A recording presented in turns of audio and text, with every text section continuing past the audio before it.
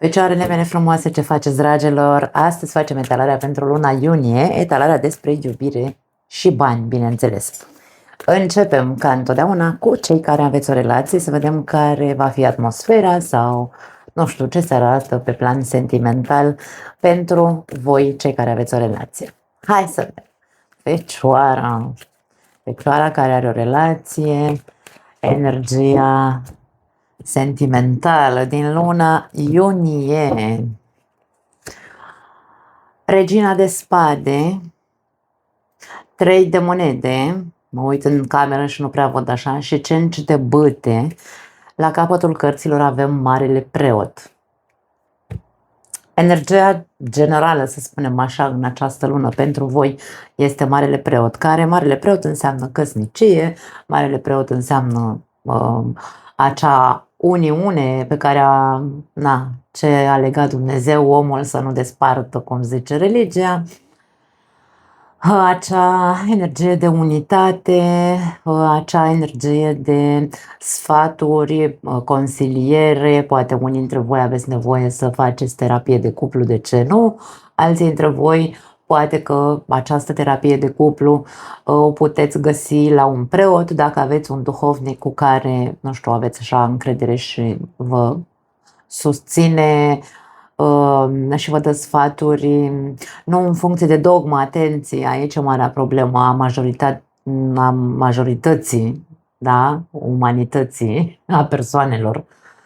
Nu mergi ca să-ți bage ăla în cap, indiferent că e preot, nu te duci să-ți bage el în cap dogmele religioase, că trebuie să stai în relația ta, dacă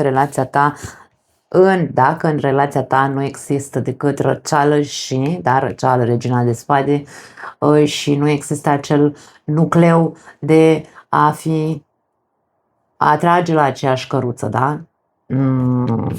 Și stați toată ziua în conflicte, în certuri și în oale aruncate în cap, cum zic eu, nu te duci la popă să-ți zică ăla, stai acolo că dacă te-ai măritat, aia e, nu prea ai ce să faci, sau dacă te-ai însurat, da?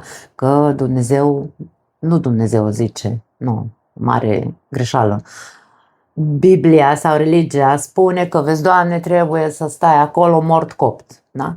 Deci aici, bine, eu aleg să zic varianta asta pentru că nu mi se pare sănătos, nici psihic și nici emoțional, ca două persoane, pentru că vorbim despre un cuplu, ca două persoane să stea în relația asta doar așa pentru că li s-au pus pirostrile pe cap sau că au 10 ani de când stau împreună.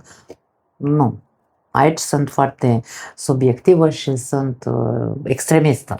Ideea care este? Atmosfera în luna iunie pentru fecioarele care au o relație este una critică, de răceală și de conflicte. În ce sens? Faptul că aici fiecare dintre cei doi o ține pe lui. Nu există această uniune, da? Nu există această dorință de a uni, ci mai repede pare că sunteți pe dezbinări unii dintre voi. Există foarte multe contraatacuri, există foarte multă hărțuire verbală, îmi vine să spun aici. E prima oară când folosesc cuvântul hărțuire într-o etalare. Și ca și cum nu căutați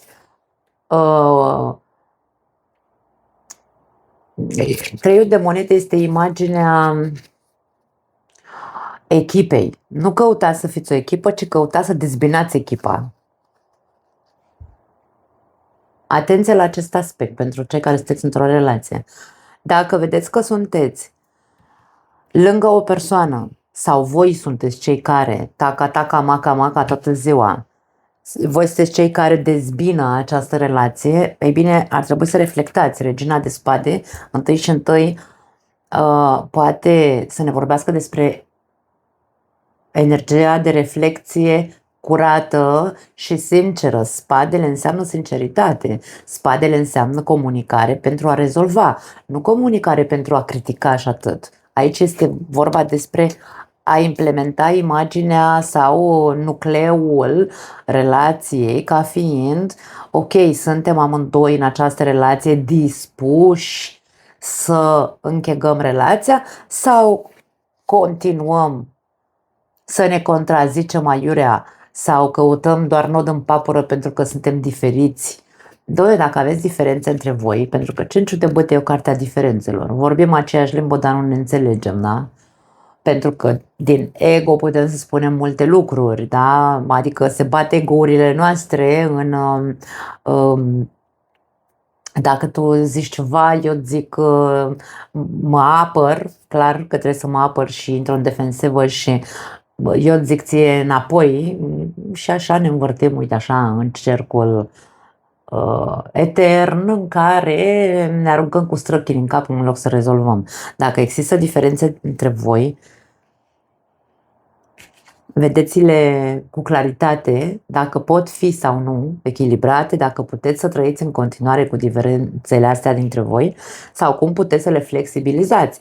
Nu o să stați doar să vă certați ca chiorii, pentru că Cinciul de bâte, din punctul meu de vedere, asta ne arată așa, în limbaj cotidian românesc, ne scoatem ochii ca chiorii pe degeaba. Așadar, poate fi imaginea în luna iunie pentru unele fecioare, nu e pentru toată lumea, poate fi imaginea unei luni agitate din cauza acelei concluzii la care ajungem fiecare dintre noi, că eu am dreptate, ba eu am dreptate, fiecare o ține pe a lui și e posibil ca unii dintre voi să fiți foarte tensionați în această lună. În loc să căutați pacea, liniștea și trasul la aceeași căruță, nu veți face decât să o țineți langa-balanga cu acele diferențe de opinii. Mergeți la terapie, mergeți la terapie de cuplu, mergeți la consiliere cu o persoană de încredere, dar nu cu o persoană dogmatică, ci cu o persoană care într-adevăr să vă ajute să vă ghideze cum să vă aportați unul la celălalt, da? Nu a sunat în românește. Cum să vă... Nu neapărat cum să vă comportați, cum să vă aportați, nu a fost cuvântul, să vă abordați, pardon, am vrut să zic și mi-a ieșit aportați, nu știu de ce, cum să vă abordați aceste diferențe, da?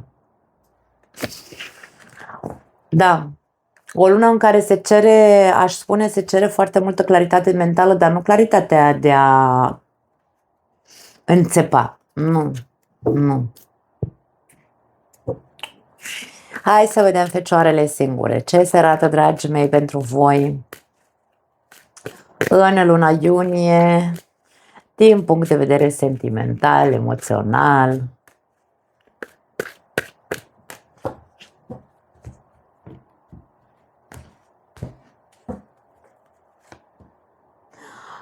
Patru de cupe.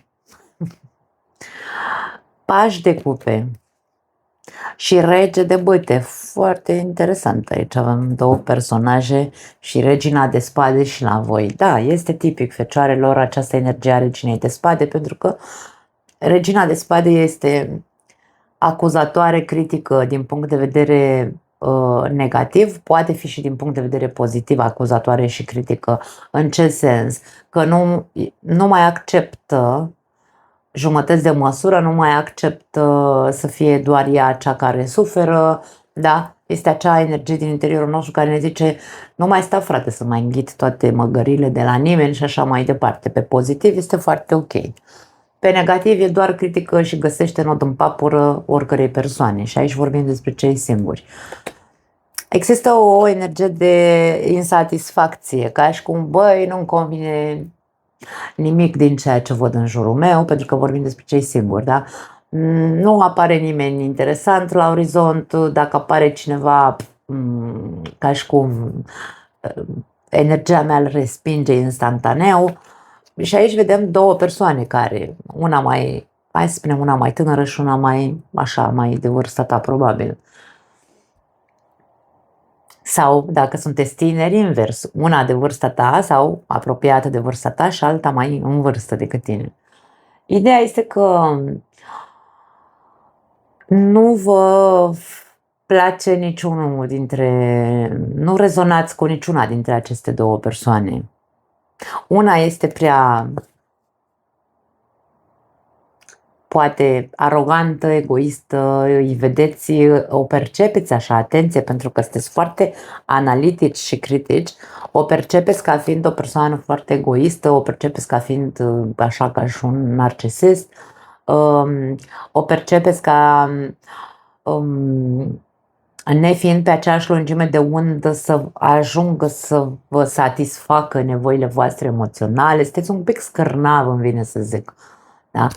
Iar pe cealaltă persoană o percepeți ca fiind infantilă sau poate, dacă nu-s două persoane, e aceeași persoană, dar e un doi în unul aici. Critica și analiza voastră este foarte la sânge și este ca și cum n-am cu cine, că e un copil care nu vrea să crească, un etern Peter Pan, da? Care nu vrea, domne, să crească, nu se așează.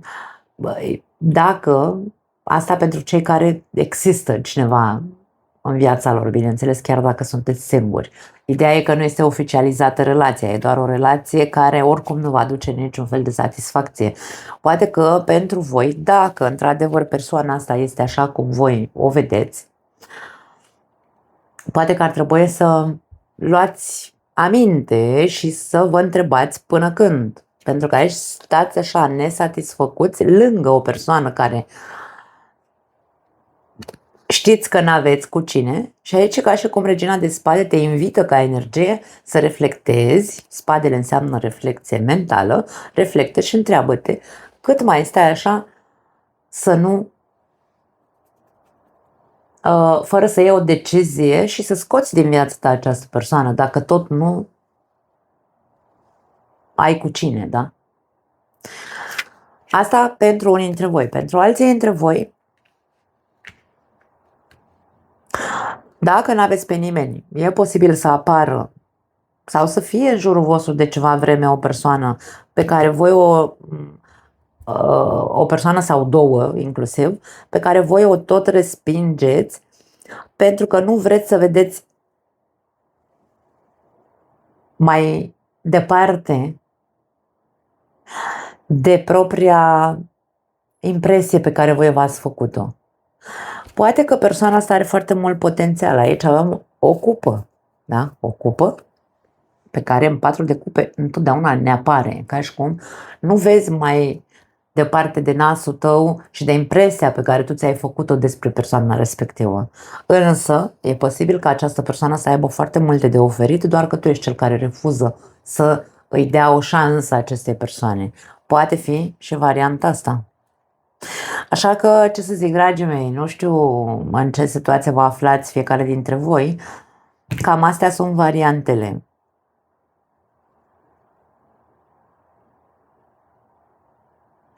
Da.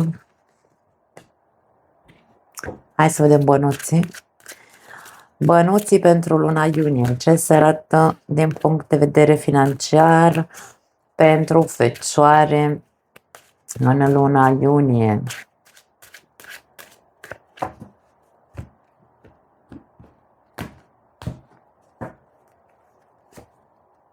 As de spade, 5 de spade și 7 de spade. Wow!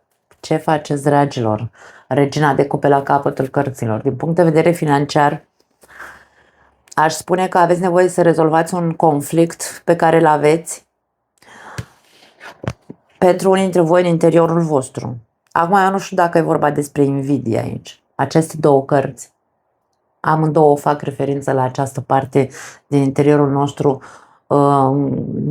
de invidie. Toți avem ochiul câteodată, da? Când noi nu suntem bine, toți suntem cu ochiul în curtea celuilalt și ne uităm că de celul ăla îi merge bine și mie nu. E bine, aici cumva se spune vezi de terenul tău, de pătrățica ta, rezolvă-ți problemele astea, conflictele astea interioare pe care le ai de te uiți în curtea celuilalt și uite-te doar în curtea ta, în primul și în primul rând. Pentru alții dintre voi poate să fie vorba despre a rezolva un conflict pe care îl aveți Sau va apăra în fața persoanelor care încearcă să vă bage nod în papură și să vă facă chei. La ce mă refer că îți faci cineva cheie? Știm foarte bine cu toții această expresie, da? Nu știu, hai să zicem așa, în afacere sau la locul de muncă. Cineva încearcă să te saboteze, cineva vorbește urât despre tine, poate te invidiază, poate, nu știu, vrea să-ți bage nodul în papură, să te frâneze, să te facă să ai pierderi și așa mai departe. Există un conflict. Tu știi cine e această persoană sau poate dacă nu știi, pentru că există aici un soi de energie de mărșăvie în care o persoană anume sau un grup anume nu m-aș duce la multe persoane. Hai să spunem că aici avem imaginea a 5 persoane, însă una singură e capul răutăților care interrupă pe ceilalți, care poate lucrează în umbră și poate nu știi. E ca și cum încearcă să descoperi cine este cel care te sapă, încearcă să-l scoți la lumină ca să poți să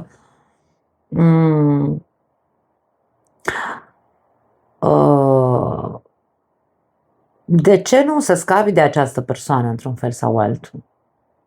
Există cineva răutăcios pe lângă voi.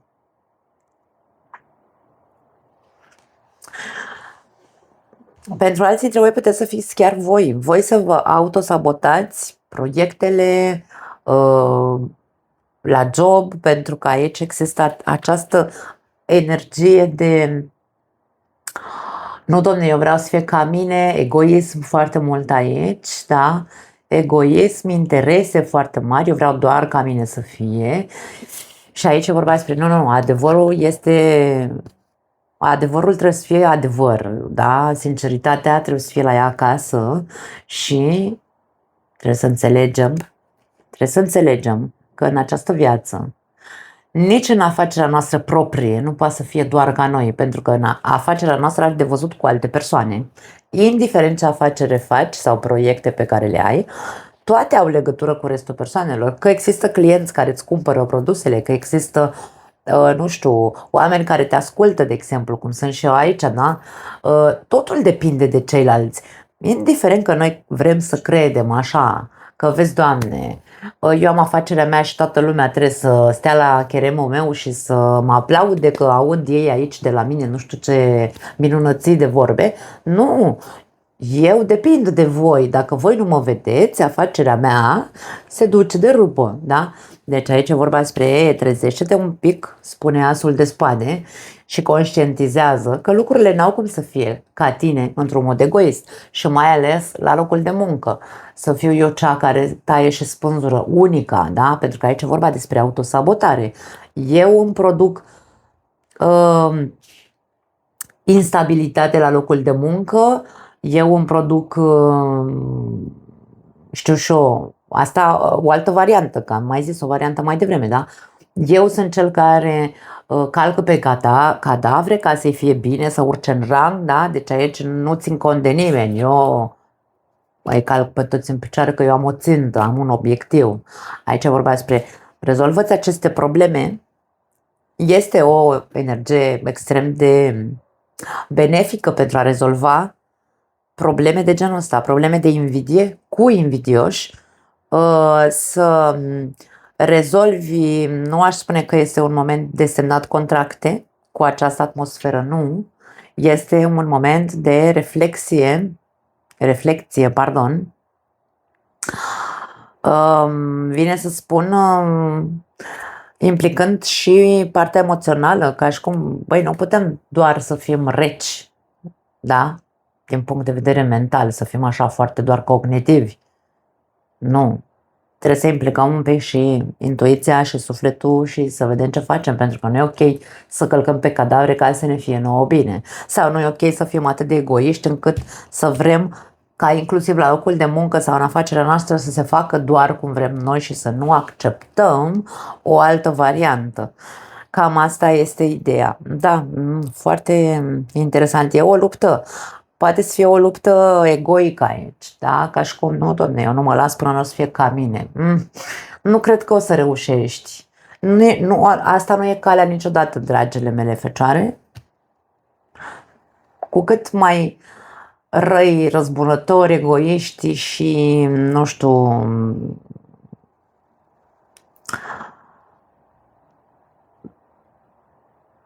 războinici, necurat așa cumva, cu atât mai multe lucruri ni se arată și cu atât mai multe lucruri va trebui să... Mai multe evenimente de genul ăsta se vor arăta, mult mai multe persoane veți vedea în jurul vostru de genul ăsta, rele, invidioase, conflictive, da?